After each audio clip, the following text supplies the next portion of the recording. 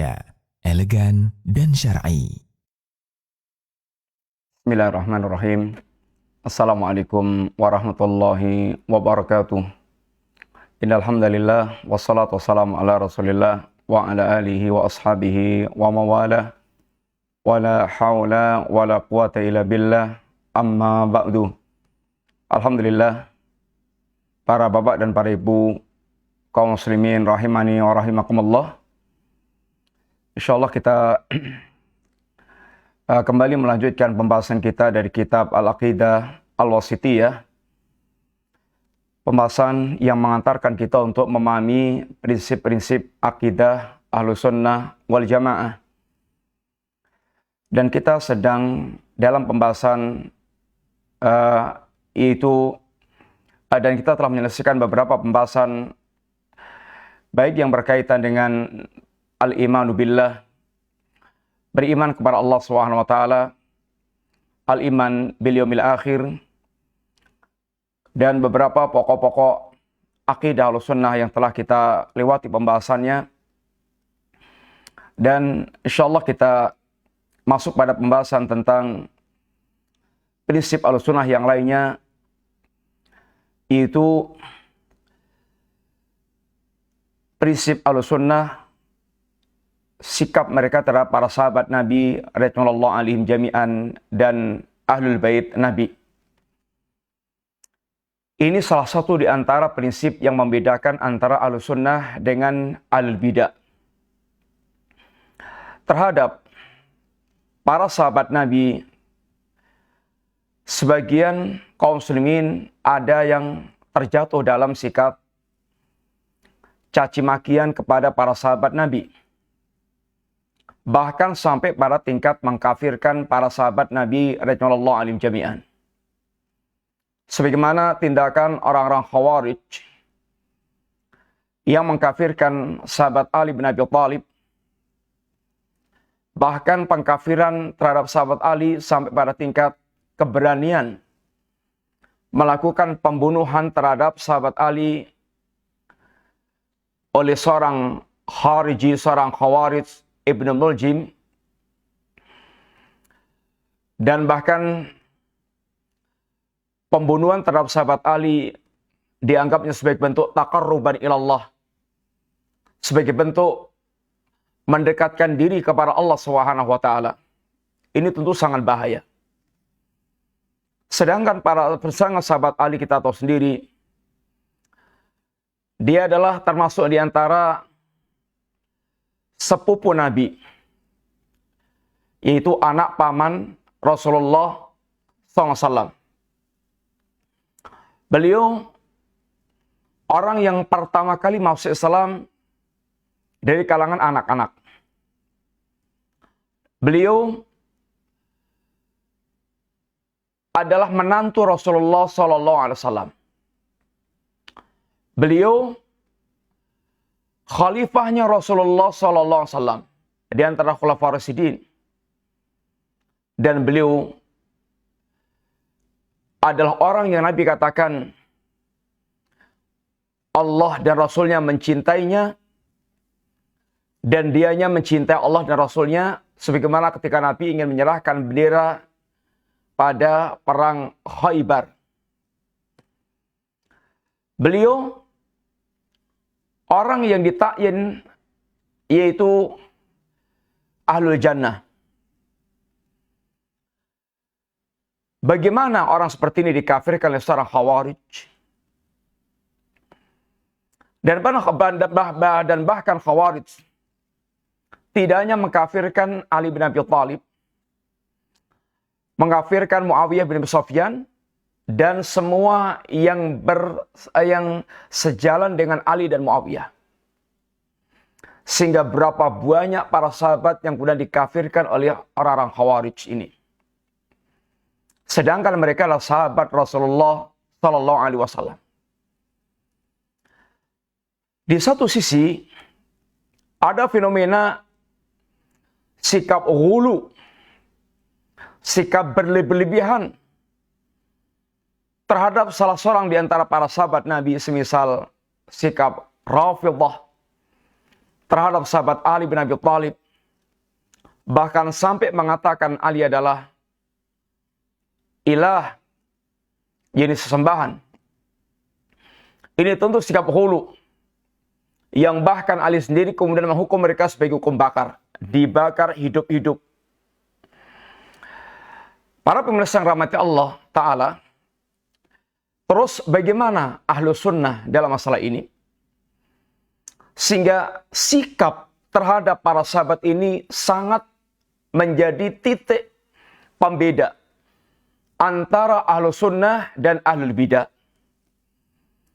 Mari kita ikuti perkataan Syekhul Islam.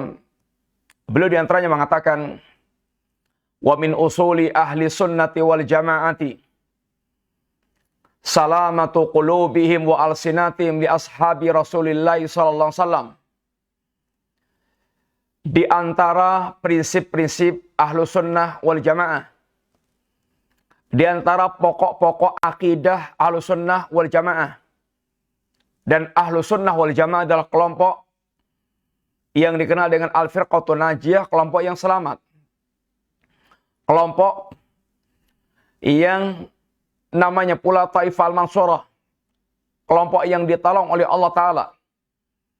Mereka lah ahlul hadith, ahlul athar, orang-orang mereka beragama yang mengikuti riwayat-riwayat yang jelas, mengikuti hadith-hadith Nabi, bukan hawa nafsu mereka.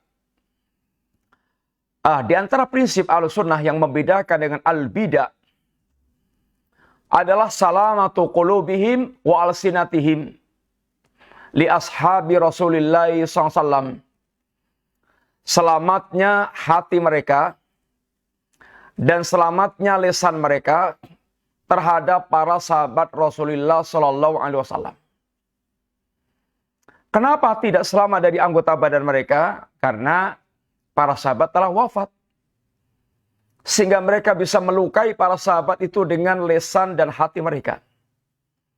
Hatinya menyimpan permusuhan, kedengkian, sikap ghil. Lisannya mengucapkan caci makian, menebarkan kebencian, dan berbagai macam ungkapan-ungkapan kotor dari lisan mereka. Dan itu kelompok ahlul bidah. Lihatlah diantaranya yang telah kita sebutkan tadi, Syiah Rafidhah. Syiah Rafidhah di satu sisi, dia ghulu terhadap sahabat Ali bin Abi Thalib. Sampai derajat menuhankan Ali bin Abi Thalib. Menuhankan Ali bin Abi Thalib.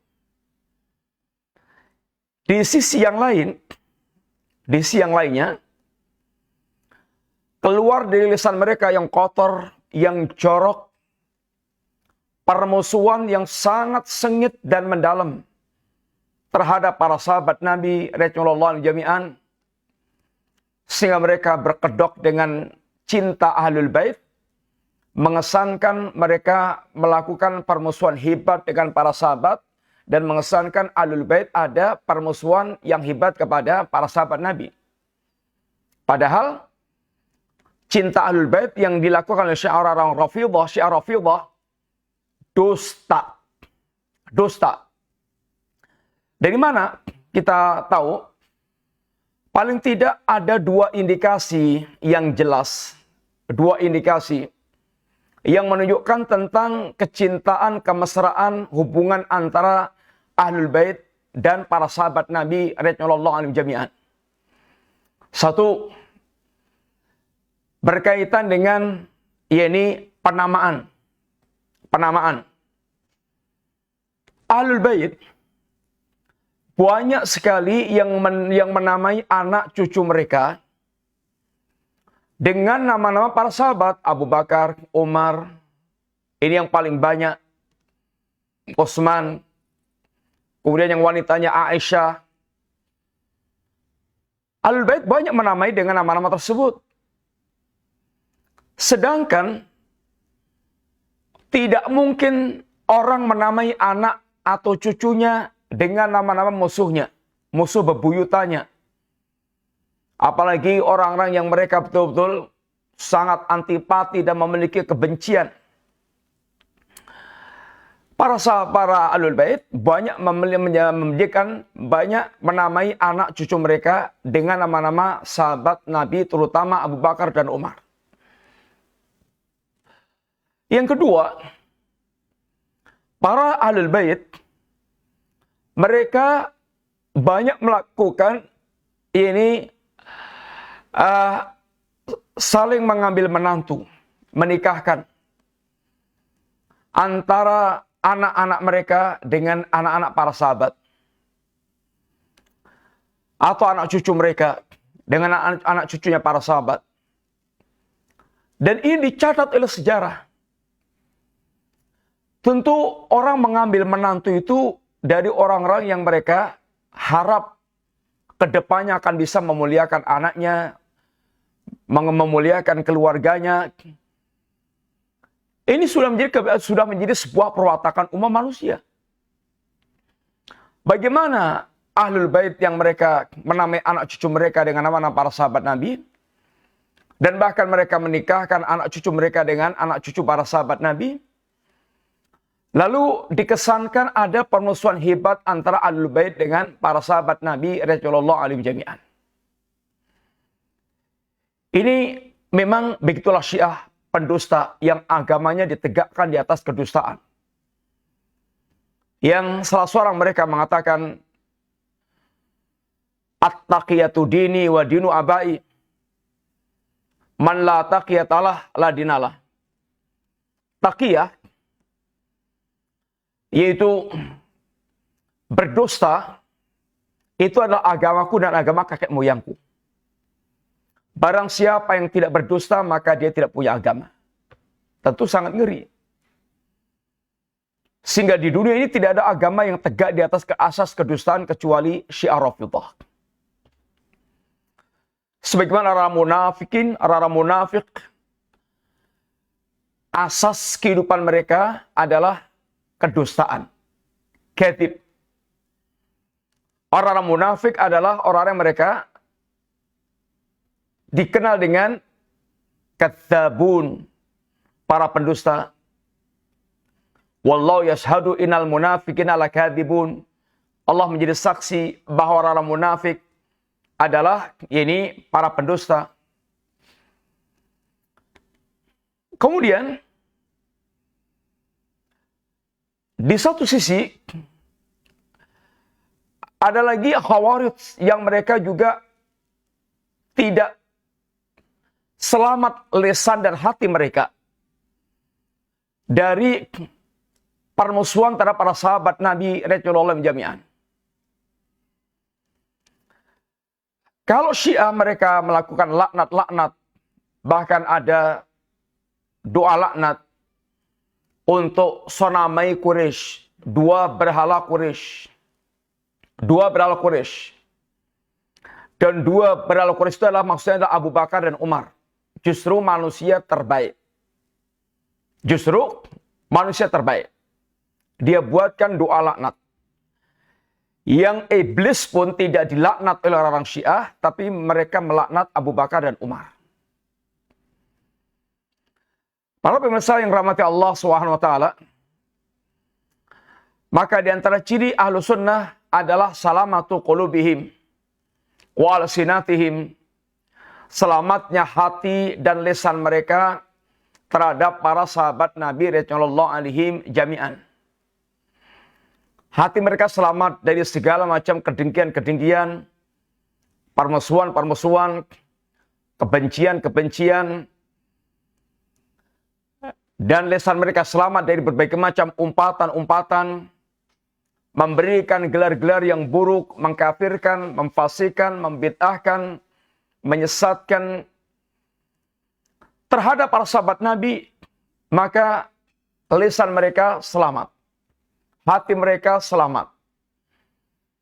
Karena memang Allah SWT telah menegaskan, Allah dan Rasulnya telah menegaskan tentang keutamaan para sahabat Nabi radhiyallahu anhum jami'an. Nanti kita akan dapatkan Bagaimana Allah Subhanahu wa taala menggelari para sahabat dengan gelar-gelar yang sangat utama. Mari kita lihat dulu perkataan beliau selanjutnya.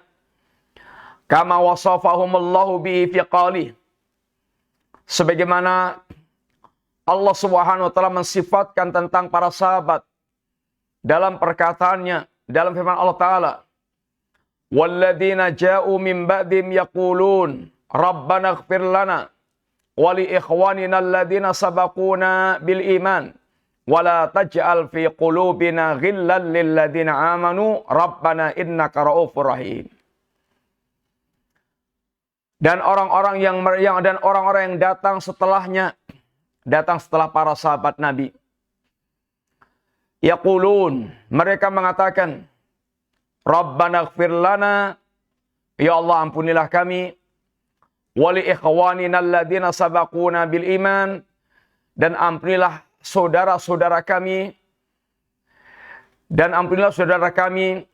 yang telah mendahului kami dengan iman, wala taj'al fi qulubina ghillan lil ladzina amanu, dan jangan engkau jadikan dalam hatiku ghil, yaitu perasaan kedengkian terhadap orang-orang yang beriman yang telah mendahului kami. Rabbana innaka ra'ufur rahim, ya Rabb, sungguh yang Engkau zat yang lembut lagi Maha Penyayang. Ayat ini, para pemirsa yang rahmati Allah Ta'ala, sebelumnya itu berbicara tentang dua kelompok besar dari kalangan para sahabat, sahabat Muhajirin dan sahabat Ansar. Yang Allah Subhanahu wa taala berfirman, lil fuqara'il muhajirin alladzina ukhriju min diyarihim wa amwalihim yabtaghuna fadlan minallahi wa ridwanan wa yansuruna Allah wa rasulahu ulaika humus shadiqun. Para fuqara dari kalangan muhajirin, dikatakan mereka para fuqara karena memang mereka meninggalkan Mekah dalam keadaan miskin. Harta mereka terlucuti. Kemudian mereka pun tidak membawa sesuatu yang berharga untuk hijrah mereka ke Madinah. Kalau asalnya ada orang-orang yang mereka ini kaya. Orang-orang kaya. Bahkan kelas-kelas bangsawan, kelas-kelas ini tokoh. Tapi Allah kelompokkan mereka semuanya orang fuqara. Karena kedatangan mereka ke Madinah tidak membawa barang-barang yang berharga dan mereka tidak memiliki tempat tinggal. Mereka datang ke Madinah dengan penuh tawakal kepada Allah Ta'ala karena sedang dalam rangka mewujudkan apa yang menjadi perintah Allah Ta'ala. Lil fuqara'il muhajirin, orang-orang fuqara dari kalangan muhajirin yang mereka ukhriju, yang mereka terusir dari kampung halaman mereka dan dari harta-harta mereka, yang kepergian mereka dari Mekah ke Madinah sama sekali nggak ada motif dunia. Bukan dalam rangka untuk transmigrasi. Bukan dalam rangka untuk mereka mencari kehidupan yang lebih baik dalam perkara dunia. Tetapi kepindahan mereka dari Mekah ke Madinah itu yabtaghuna fadlan minallahi wa ridwanan, dalam rangka untuk mencari karunia Allah dan keridhaan Allah Ta'ala. Wa yansuruna Allah wa rasulah, dan dalam rangka untuk memberikan pembelaan, pertolongan kepada Allah dan Rasulnya. Ini adalah apa yang dilakukan muhajirin, dan yang bicara tentang hati mereka adalah Allah yang Maha Tahu. Tidak ada motif duniawi sama sekali. Sehingga mereka orang yang meninggalkan Mekah dalam keadaan bahkan meninggalkan harta mereka, meninggalkan rumah tinggal mereka, meninggalkan sawah ladang mereka, meninggalkan harta perdagangan mereka, bahkan meninggalkan keluarga mereka. Semata-mata dia tinggalkan semua itu yabtaghuna fadlan minallahi wa ridwanan, dalam rangka untuk mencari karunia dan keridhaan Allah, wa yansuruna Allah wa rasulah, dalam rangka untuk memberikan pertolongan kepada Allah, yaitu agama Allah dan Rasulnya. Niat yang semata-mata hanya dimiliki oleh ahlul akhirat, oleh orang mereka orientasi kehidupannya akhirat. Kemudian Allah gelari apa mereka itu? Ulaika humus shadiqun. Mereka itulah orang-orang yang jujur. Mereka telah menunjukkan kejujuran iman mereka. Mereka telah buktikan kejujuran iman mereka di Mekah. Bagaimana para sahabat yang mereka menyambut dakwah Rasulullah SAW di Mekah mendapatkan perlakuan-perlakuan yang kasar, super kasar, caci makian, umpatan yang menyakitkan hati, dan mereka mendapatkan teror fisik dan mental, tekanan-tekanan orang-orang Quraisy. Itu dialami para sahabat semuanya. Dan mereka bertahan. Anda lihat bagaimana Bilal bin Rabah, kisah Ammar bin Yasir, kemudian kisah ini sahabat-sahabat yang disiksa oleh tuan-tuan Quraisy. Semua kisah-kisah yang telah kita kenal bersama-sama. Dan mereka istiqamah di atas agama mereka. Kemudian ketika mereka sudah tidak mendapatkan lagi tempat yang nyaman di Mekah untuk beribadah kepada Allah, dan resmi datang perintah Allah untuk berhijrah, mereka hijrah dari Mekah ke Madinah. Dia tinggalkan semua perkara yang berkaitan dengan duniawi yang tidak mungkin bisa dibawa. Bahkan kisah Suhaib Ar-Rumi, kisah yang sangat ini fenomenal. Ketika Suhaib Ar-Rumi hijrah ke Madinah, dia dicegat oleh orang Quraisy dengan jalan. Ya Suhaib, dulu Anda masuk sini dalam keadaan kiri, sekarang Anda akan bawa keluar harta kalian, harta Anda. Kami gak ridha. Kata Suhaib orang Quraisy, saya nak pemanah. Kalau siap, hadapi panah-panah saya. Tapi Suhaib tawarkan kepada mereka, tapi kalau kalian mau, akan aku lepas semua hartaku untuk kalian, bahkan aku tunjukkan di mana simpanan hartaku. Dia Suhaib lepas semua hartanya itu dalam rangka bisa melenggang ke Madinah. Sedangkan nasibnya di Madinah nggak jelas bagaimana nanti. Dan kisah Suhaib ini diantaranya para ulama menjelaskan adalah kandungan ayat wa minan nasi mayasri nafsau ibtigha mardatillah. Di antara manusia ada yang mereka menjual dirinya dalam rangka untuk mencari keridhaan Allah Ta'ala. Sehingga Suhaib telah berdagang dengan Allah, dia jual dirinya. Maka sampai di Madinah, Suhaib disambut hangat oleh Nabi. Dan dikatakan, Rabbi hal bai'u ya Bayahya. Rabbi hal bai'u ya Bayahya. Sungguh sangat beruntung perdagangan Anda, wa Abu Yahya, wa Suhaib. Maka kisah hijrahnya para sahabat Muhajirin ke Madinah benar-benar tanda bukti keimanan mereka yang tidak bisa dibeli dan tidak bisa dirampas. Dibeli dengan dunia dan sisinya nggak bisa. Dirampas paksa tidak bisa. Karena iman itu letaknya dalam hati mereka. Kalau mereka harus melayang nyawanya, dia relakan nyawanya itu. Demi tegaknya akidah agama mereka.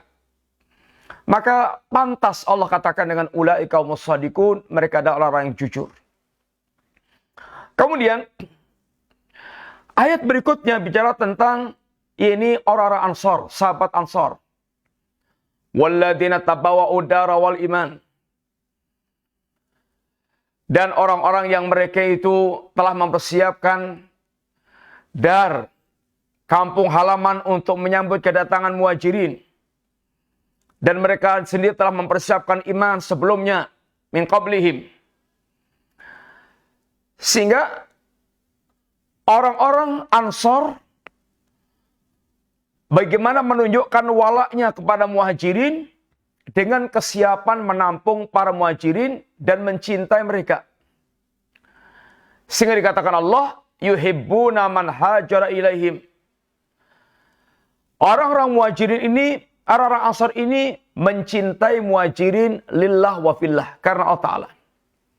Tingkatannya telah sampai ada tingkatan man ahabba lillah wa a'ta lillah, wa man ahabba lillah wa abghadha lillah wa a'ta lillah wa mana'a lillah faqad istakmalal iman. Barang siapa mencintai karena Allah, membenci karena Allah, memberi karena Allah, tidak memberi karena Allah, telah sempurna iman mereka. Sahabat Ansor, mereka telah siapkan untuk kedatangan muhajirin, mereka sambut.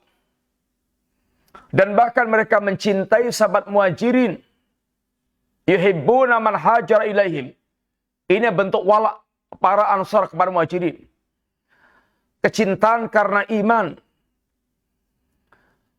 Wala yajidu fi anfusim wala yajiduna fi sudurim hajatan mimma utu. Dan mereka tidak ada kepentingan apapun dalam diri mereka ketika mereka memberi kepada sahabat muhajirin. Bahkan di antara sahabat Ansar, ada yang berbagi dengan sahabat muhajirin. Ini Abdurrahman bin Auf. Ditawarkan kepadanya itu akan diserahkan kepadanya separuh hartanya. Bahkan silahkan istrinya pilih mana yang kira-kira dia sukai, akan dia ceraikan. Karena istrinya lebih daripada satu. Sampai tingkat iftarnya seperti itu. Bagaimana mereka betul-betul ketika memberikan berbagai macam pemberian kepada sahabat muhajirin, nggak ada motivasi lain. Wala yajidu fi suturim hajatan yang utuh. Dan tidak didapatkan dalam hati mereka itu kepentingan-kepentingan duniawi ketika mereka memberikan kepada sahabat muhajirin. Bahkan wa yu'thiruna ala anfusihim walau kana bim khassasah. Bahkan orang-orang Ansar ini bersikap itsar, yaitu mendahulukan kepentingan saudaranya dalam urusan duniawi. Ini itsar.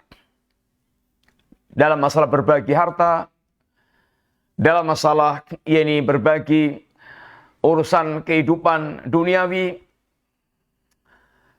mereka bersikap itsar, mendahulukan kepentingan saudaranya, sedangkan mereka sendiri juga sangat membutuhkan. Dan itsar ini sangat diajarkan dalam agama kita yang berkaitan dengan urusan duniawi. Kemudian Allah menegaskan, wa may yuqashuha nafsi, barang siapa yang dijaga Allah dari kekikiran jiwa, dia dermawan dengan hartanya, dermawan dengan ilmunya, dermawan dengan tenaganya, dermawan dengan ini apa yang dia miliki, jabatannya. Orang-orang yang dijaga Allah dari kekikiran alias yaitu dermawan, faulaika humul muflihun, maka mereka adalah orang-orang yang beruntung. Mereka adalah orang yang beruntung. Muhajirin Allah gelari dengan ulaika humus shadiqun. Mereka adalah orang-orang yang jujur. Orang Ansar digelari Allah dengan ulaika humul muflihun. Dan gelar untuk Muhajirin dan Ansar itu dalam ayat yang lainnya masih banyak. Seperti di antaranya lainnya, gelar yang lainnya umpamanya ulaika humul mu'minuna haqqan. Mereka itulah orang-orang mukmin yang sejati, sehingga betul-betul iman mereka asli. Iman yang tidak palsu, iman yang asli. Ulaika humur rasyidun, mereka orang-orang yang lurus. Lurus jalan hidupnya, lurus sikapnya, mereka tidak bengkok. Ini adalah orang-orang Muhajirin dan Ansar, Allah sifati dengan demikian. Ini para sahabat Nabi radhiyallahu alaihim jami'an. Kemudian ayat berikutnya Allah bicara tentang generasi yang datang setelah Muhajirin dan Ansar. Ini ayat yang kita baca tadi. Walladzina ja'u min ba'dim yaqulun. Dan orang-orang yang datang setelah para sahabat Muhajirin dan Ansar, mereka mendoakan, mereka mengatakan dalam ucapannya, Rabbana ighfir lana, ya Allah ampunilah kami, wali ikhwanina alladzina sabaquna bil iman, dan ampunilah saudara-saudara kami yang telah mendahului kami dengan iman. Terhadap para seniornya, terhadap para pendahulunya, maka mereka ini mendoakan ampunan yang menunjukkan bagaimana kasih sayangnya dan sifat rahmahnya kepada pendahulunya, dan minta kepada Allah pula wala taj'al fi qulubina ghillan lil ladzina amanu, agar Allah tidak menjadikan dalam hatinya ada perasaan ghil, kedengkian kepada ini kaum mukminin, orang yang beriman.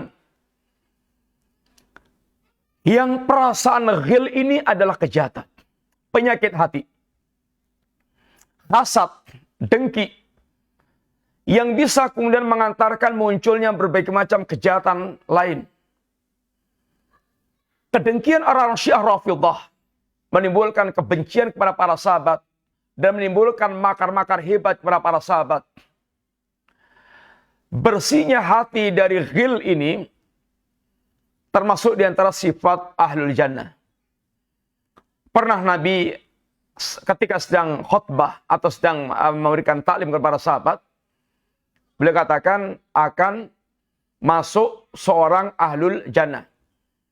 Yang masuk si fulan dalam keadaan dia jenggotnya kotos-kotos air bekas wudhu dan mencangking sendalnya. Dikatakan Nabi, itulah yang ahlul jannah. Besoknya lagi Nabi mengatakan serupa akan masuk ahlul jannah, seorang ahlul jannah. Yang masuk si fulan lagi. Sampai 3 kali berturut-turut. Yang membuat Ammar bin al-As penasaran, apa sih amalan orang tersebut kok sampai dikatakan ini ahlul jannah. Singkatnya dia minta izin untuk bisa nginap di rumahnya. Untuk bisa mengamati apa amalan yang istimewa yang dia miliki. Singkat cerita setelah dia diizinkan menginap di rumahnya, dilihat, diperhatikan, nggak ada yang istimewa. Dia pun kemudian terus terang apa sungguhnya tujuan dan niatnya dia tidur atau menginap di tempat dia. Dia ungkapkan, kenapa Anda dikatakan Nabi Ahlul Jannah? Kata dia, kamatara, seperti apa yang Anda lihat tentang saya. Ketika sudah tidak ada lagi yang bisa dikorek dari orang tersebut, dia pengen pulang, dipanggil lagi sama orang tersebut. Adapun amalanku seperti Anda lihat, hanya saja aku tidak pernah dengki, tidak pernah hasad terhadap kenikmatan yang Allah berikan kepada seorang mukmin, kaum muslimin. Kata Abdullah bin Amr bin al-As, oh ini yang Anda telah sampai pada kedudukan yang kami belum bisa mendapatkannya. Bersihnya hati dari ghil seperti ini adalah sifat ahlul jannah. Dan sifatnya seorang mukmin yang sejati. Maka ahlus sunnah terhadap seniornya, apalagi yang telah jelas-jelas dipuji kebaikannya oleh Allah dan Rasulnya, hati dan lisan mereka selamat dalam ini atau selamat terhadap sikap mereka terhadap para sahabat Nabi radhiyallahu alaihim jami'an. Wa ta'atun Nabi sallam fi qauli, dan selamatnya hati dan lisan para al-sunnah ini terhadap para sahabat Nabi ini dalam rangka untuk mentaati Rasulullah sallallahu alaihi wasallam yang Nabi bersabda, la tasubbu ashabi, fawalladhi nafsi biyadih, law anna ahadakum anfaqa misla uhudin daban, ma balagha mudda ahadihim wala nasifahu. Jangan kalian caci maki para sahabatku. Jangan kalian caci maki para sahabatku. La tasubbu ashabi. Sahabat, siapa itu sahabat? Diterangkan oleh para ulama, kalau sahabat Nabi itu orang yang mereka bertemu Nabi dalam keadaan beriman dan mati dalam keadaan beriman. Walaupun bertemu Nabinya hanya sekejap, itulah sahabat Nabi. Sehingga orang yang mereka bertemu Nabi dalam keadaan kafir, dan saat peninggal Nabi dia masih hidup dan dia kemudian menjadi beriman, maka dia bukan sahabat. Atau orang yang bertemu Nabi dalam keadaan beriman, lalu dia murtad, dia kafir murtad, matinya dalam keadaan yakni murtad, maka dia bukan sahabat. Sahabat itu orang yang bertemu Nabi dalam keadaan beriman, dalam keadaan yakni muslim beriman, dan mati dalam keadaan beriman, walaupun ketemunya Nabi hanya sekejap. Ini sahabat. Ini sahabat Nabi.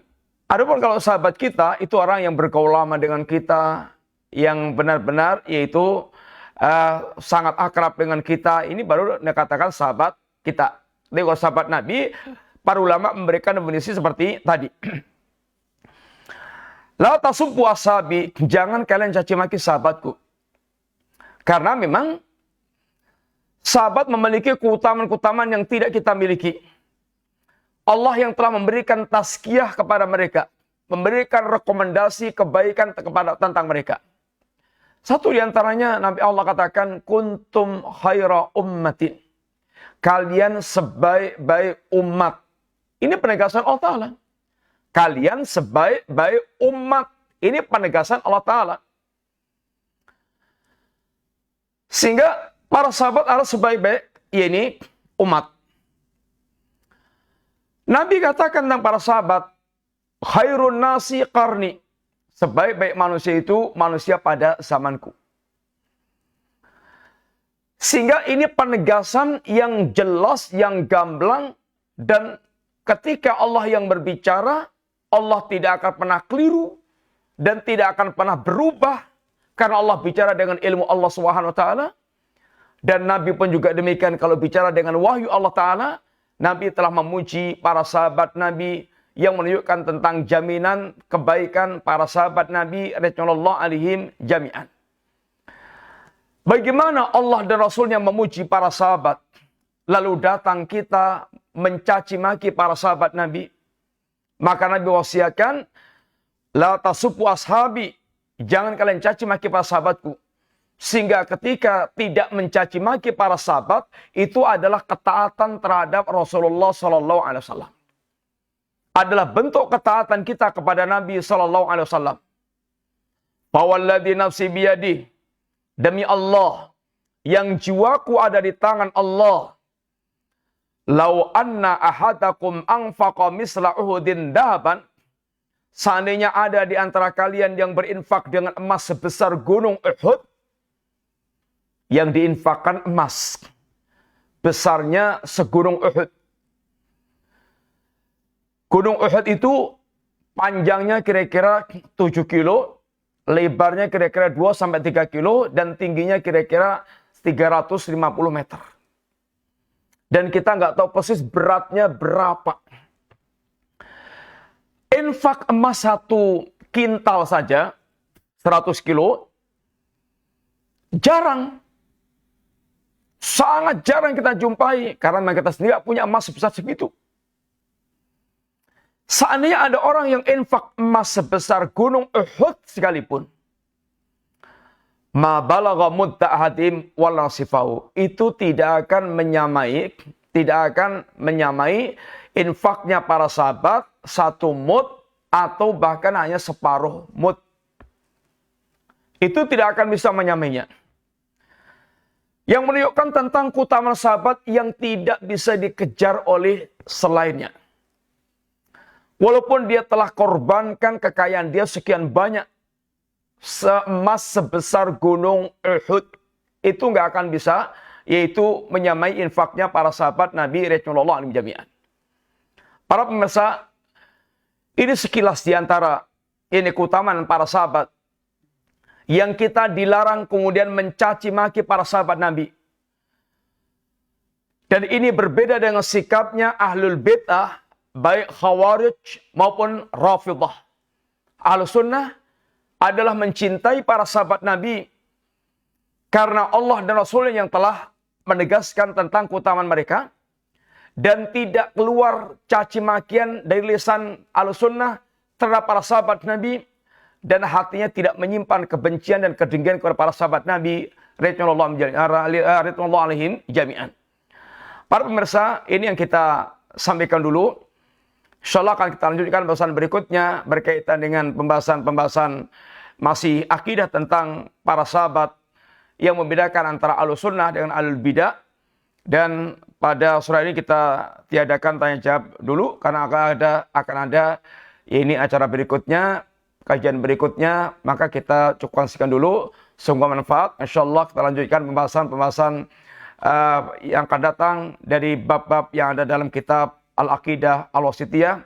Semoga manfaat. Wassallallahu ala nabiyyina Muhammadin wa ala alihi wasallam. Subhanakallahumma wa bihamdika asyhadu an la ilaha illa anta astaghfiruka wa atubu ilaik. Assalamualaikum warahmatullahi wabarakatuh.